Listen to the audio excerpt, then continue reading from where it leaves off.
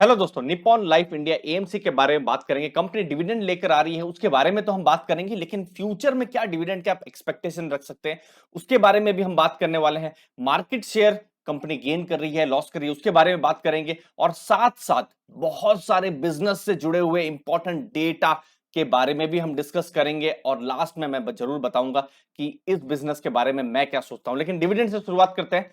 ₹7.5 का ₹7.50 का डिविडेंड जो है फाइनल डिविडेंड इनफैक्ट निप्पॉन ने यहां पर डिक्लेयर किया हुआ है और एक्स डिविडेंड डेट बहुत ही पास में है। जून 30 जून को एक्स डिविडेंड डेट है और जो पेमेंट भी जो है, जो भी एलिजिबल शेयर होल्डर्स रहेंगे उनको जुलाई 19 तक या फिर जुलाई 19 के बाद जो है पेमेंट भी उनको मिल जाएगा। अब ये ₹7.5 का डिविडेंड कैसा है, ज्यादा है, कम है? तो देखिए, ₹3.5 का अगर आप देखेंगे तो इंटरिम डिविडेंड उन्होंने दिया हुआ था, नवंबर में पेमेंट भी हो गया था, तो टोटल डिविडेंड दोनों को मिला लेंगे आप तो ₹11 का डिविडेंड हो रहा है।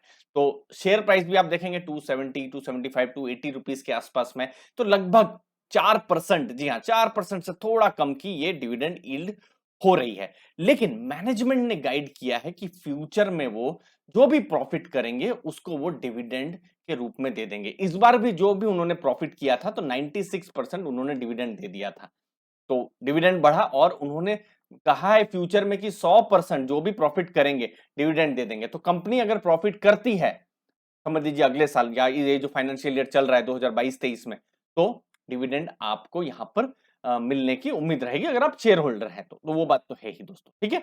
अब बिजनेस के बारे में आंकड़े, तो हाईएस्ट एवर जो है एनुअल प्रॉफिट उन्होंने किया है 740 करोड़ के आसपास में। और म्यूचुअल फंड इंडस्ट्री में सबसे ज्यादा अगर इन्वेस्टर बेस है तो वो निपॉन के पास में है। अभी ऑलमोस्ट आप देखेंगे 1.7 मिलियन, मतलब सॉरी 1.7 करोड़ जो है इन्वेस्टर्स के जो फोलियो है, रिटेल इन्वेस्टर उनका फोकस ही है अभी फिलहाल रिटेल इन्वेस्टर पर, ईटीएफ्स पर बहुत बड़ा फोकस है। अब बेस जो है यूनिक इन्वेस्टर का ऑलमोस्ट 1.2 करोड़ का है। मार्केट शेयर गेन कर रही है या नहीं, तो देखिए उन्होंने क्वार्टर 4 में 7.38% मार्केट शेयर रखा है, जो कि इंक्रीज हुआ है 26 बेसिस पॉइंट। तो ये एक इंपॉर्टेंट चीज है फाइनेंशियल ईयर 21 से 22 में मार्केट शेयर का गेन होना। अब देखिए इंडस्ट्री, अब जब म्यूचुअल फंड की बात कर रहे हैं तो देखिए एक चीज हमको मानना पड़ेगा कि 2021-22 जो था बहुत ही अच्छा साल था। चाहे आप इक्विटी, डेट, ईटीएफ सब जगह आप बात करें तो देखिए यहाँ पर आप 32,000, जी हाँ 32,000 बिलियन से यहाँ पर 38,000 बिलियन ये इंडस्ट्री का एयूएम बढ़ा है। लेकिन मार्केट भी बहुत बड़ी है, ठीक है ना, मार्केट भी। लेकिन 2022-23 थोड़ा सा यहाँ पर कंसर्न रह सकता है। और अगर क्योंकि बहुत सारे रिटेल इन्वेस्टर भी आए हैं मार्केट में, तो क्या वो, अब ये क्वेश्चन मार्क रहेगा कि वो क्या, मार्केट जैसे अभी बहुत गिरी है 30-40%, तो क्या वो लोग क्या रिडीम कर रहे हैं? तो वो एक चीज रहेगी, वो जो एज एन इन्वेस्टर मैं कहूंगा कि वो रिस्क है जो बिल्कुल देखना है। अगर ये इंडस्ट्री का एयूएम गिरता रहेगा तो कहीं ना कहीं फर्क इनके बिजनेस को भी पड़ सकता है, चाहे चाहे निप्पॉन का बिजनेस हो या एचडीएफसी एएमसी हो या फिर आदित्य बिरला एएमसी हो, यूटीआई एएमसी हो, जो भी लिस्टेड है उसके बारे में। अब बिजनेस के बारे में बात करते हैं तो देखिए कोई भी कंपनी अगर मार्केट शेयर अगर गेन कर रही हो तो बहुत ही इंटरेस्टिंग हो जाता है।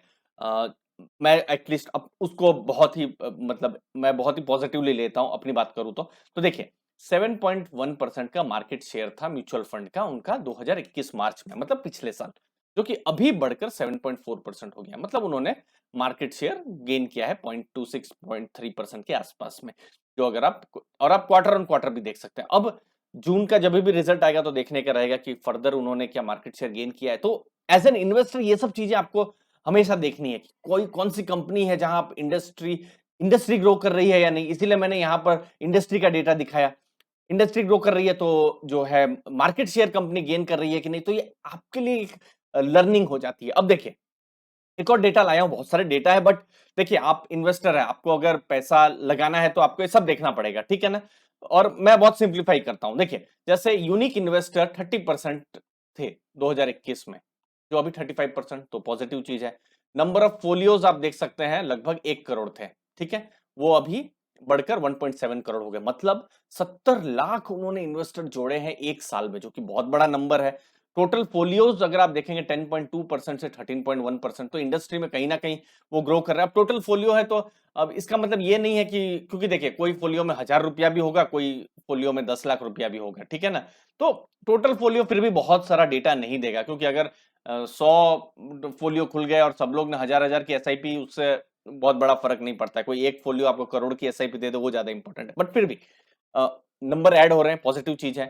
जो छोटे शहर हैं B30, वहां पर आप देखेंगे वहां पर वो गेन कर रहे हैं, वो एक इंपॉर्टेंट चीज है। और ईटीएफ में उनका 58% का फोलियो है, और ईटीएफ में कहीं ना कहीं जोड़ा ही जाता है। आप भी अगर ईटीएफ में आपका भी इन्वेस्टमेंट है, तो मेरा एक एजम्पशन है कि कहीं ना कहीं आपने निपॉन में इन्वेस्ट किया होगा, और नहीं किया होगा तो एटलीस्ट निपॉन के ईटीएफ के बारे में सुना भी होगा। तो ये कुछ इंपॉर्टेंट चीज है। अब प्रॉफिट कर रही है या नहीं कंपनी, तो देखिए फाइनेंशियल ईयर 21 में उन्होंने रेवेन्यू किए थे, आप देख सकते हैं 1062 करोड़, जो कि बढ़कर हो गए 1306 करोड़, ठीक है। तो रेवेन्यू बढ़े, प्रॉफिट्स आप देखेंगे तो 680 करोड़ से 744 करोड़, तो प्रॉफिट भी उनके बढ़े हैं। लेकिन ये जो बिजनेस है बहुत ही हाई मार्जिन बिजनेस है, और जो मैं देख पा रहा हूं 21 से 22, आप खुद देखिए ना, 1300 करोड़ में से 750 करोड़ के आसपास तो उन्होंने प्रॉफिट ही किया है। मतलब बहुत ही जबरदस्त बिजनेस है। मार्जिन 50% से ऊपर है, लेकिन 21 से 22 मार्जिन जो है थोड़े कम हुए हैं। अब ये चीज देखना रहेगा जब भी अभी जून में क्वार्टर वन के रिजल्ट आएंगे कि ये मार्जिन जो है सस्टेन हो पाते हैं या नहीं, या फिर धीरे धीरे कम हो रहे हैं। और दूसरी चीज, क्वार्टर फोर पिछले साल और इस साल में उन्होंने अच्छा किया है। आप देख सकते हैं सभी ग्रोथ, 12% ग्रोथ, प्रॉफिट ग्रोथ, सब कुछ किया हुआ है। लेकिन क्वार्टर थ्री से क्वार्टर फोर जो है, ये वाला नंबर अब देखिए 338 करोड़ से 338 करोड़ ही रहा है। मतलब अक्टूबर से दिसंबर जितना बिजनेस किया, वही जनवरी से मार्च उतना ही बिजनेस किया हुआ है। फिर देखिए अक्टूबर से दिसंबर 174 करोड़ उन्होंने कमाए, इस बार भी देखिए लगभग 175 करोड़। तो ये एक चीज है कि क्वार्टर ऑन क्वार्टर जो बिजनेस है बहुत हद तक स्टैग्नेंट है। अब लास्ट में मेरा टेक क्या है, तो देखिए एक बहुत ही हाई मार्जिन बिजनेस है, और हाई मार्जिन बिजनेस को मैं पर्सनली बहुत प्रेफर करता हूँ। और दूसरी चीज है, यहां पर FY21 से 22 ग्रो हुआ है, लेकिन जो मार्जिन हैं वो थोड़ा सा नीचे हुए हैं। अब रेशियो के बारे में बताऊं तो पी रेशियो अराउंड 24 के आसपास है, जो कि गिरा है। इनफैक्ट देखिए जनवरी 2021 पिछले साल जब मार्केट एकदम बूम में थी, तो 45 के पास था। अक्टूबर 2021 अगेन मार्केट बहुत बूम में थी, 41 के पास में पी रेशियो था। तो 45 का पी रेशियो उसके पास, अभी 24, मतलब कहीं ना कहीं एक वैल्यू जोन में आया है। अपने 5 ईयर का जो एवरेज है उसके पास भी ये अभी फिलहाल दिख रहा है, तो कि मैं कहूंगा कि कहीं ना कहीं एक वैल्यू बन रही है। डिविडेंड यील्ड स्ट्रांग है, जो हमने देखा कि मैनेजमेंट जो है उन्होंने गाइड किया है कि डिविडेंड उनको मिलता ही रहेगा फ्यूचर में। लेकिन मैं इसको अपने वॉच लिस्ट में रखूंगा। पर्सनली मैं अपनी बात कहूं, क्योंकि मुझे बहुत इंटरेस्टिंग बिजनेस लग रहा है, अच्छा बिजनेस लग रहा है, मार्केट शेयर गेन कर रही है, प्रॉफिट कर रही है, डिविडेंड दे रही है, तो मेरे सब मतलब जगह में टिक टिक हो रहा है। लेकिन क्वार्टर थ्री से क्वार्टर फोर बहुत ग्रोथ नहीं हुआ है, तो ये चीज मुझे देखनी है। और जो मार्जिन है वो थोड़े कम हो रहे हैं, तो इसीलिए एटलीस्ट मैं एक क्वार्टर, दो क्वार्टर एटलीस्ट मैं देखना चाहूंगा कि किस हिसाब से, क्या वो मार्जिनल जो ट्रेंड्स जो है वो क्या नीचे जा रहे हैं या ऊपर जा रहे हैं। दूसरी चीज कि क्वार्टर थ्री क्वार्टर फोर में तो हमने देखा कि बहुत ग्रोथ नहीं हुआ है। अब क्वार्टर वन में भी क्या ग्रोथ हो रहा है या नहीं हो रहा है, क्योंकि अप्रैल में जून के 3 महीनों का भी बहुत बड़ा बिजनेस है।